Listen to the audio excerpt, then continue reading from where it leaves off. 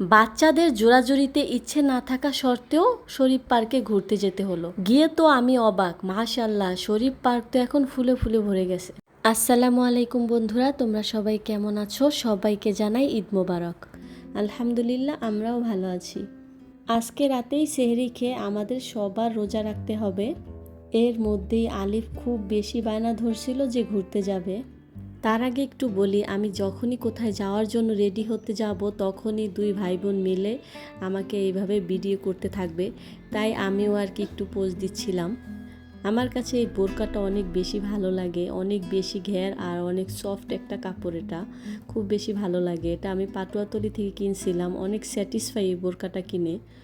তো যা বলছিলাম, বাচ্চাদের অতিরিক্ত জোরাজুরির কারণেই বের হতে হলো। আজকে বেরোতে চাচ্ছিলাম না, আর আলিফ বারবার বের হতে চাচ্ছিল, ঘুরতে যেতে চাচ্ছিল। যেহেতু মাদ্রাসা থেকে আসার পর কোথাও ঘুরতে যেতে পারেনি, ও অসুস্থ ছিল।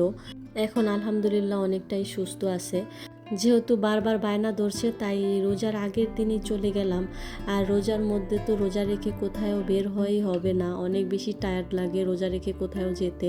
তাই সবাই তৈরি হয়ে বের হয়ে গেলাম। আমি কিন্তু একা আসিনি, আমার ছোট বোনও ওর বাচ্চাদের নিয়ে আসছে।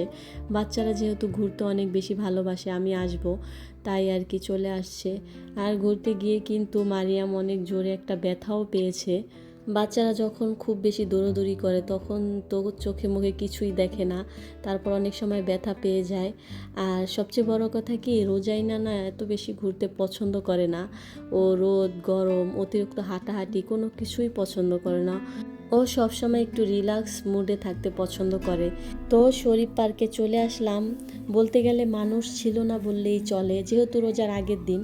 আজকে তো সবাই রমাদান নিয়েই ব্যস্ত থাকবে, কিভাবে সেহরি খাবে, কি দিয়ে সেহরি খাবে, তারাবি নামাজ আছে, সব কিছু নিয়ে ব্যস্ত থাকবে।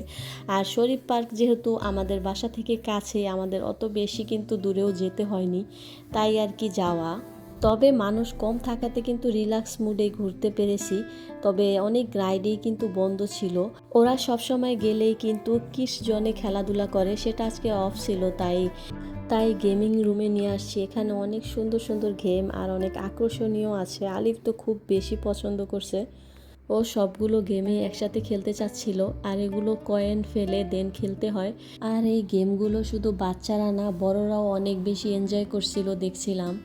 আলিফ কিন্তু ফোনেও গেম খেলতে অনেক বেশি পছন্দ করে, তাই গেমিং রুমটায় গিয়ে অনেক বেশি এক্সাইটেড হয়ে গেছে। এখানে দেখলাম ছোটদের মোটর সাইকেলে বড়রা বসে খেলছিল, আমার দেখে খুব হাসি পাচ্ছিল।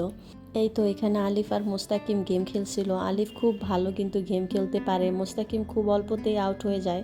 আর আলিফ পরপর দুইবার চান্স পেয়েছে। এখানে ভালো খেললে অনেক সময় দুইটা কয়েনে অনেকক্ষণ সময় খেলতে পারা যায়। আর যারা গেম খেলতে পারে না তাদের জন্য কয়েন নেওয়া আসলেই লস বলা যায়। আর প্রত্যেকটা কয়েন কিন্তু 50 টাকা করে নিতে হয়। তাই যেসব বাচ্চারা এই গেম খেলতে পারে না তাদের জন্য কয়েন ইউজ না করাই ভালো। দেন বের হয়ে কিছু খাওয়া দাওয়া করলাম।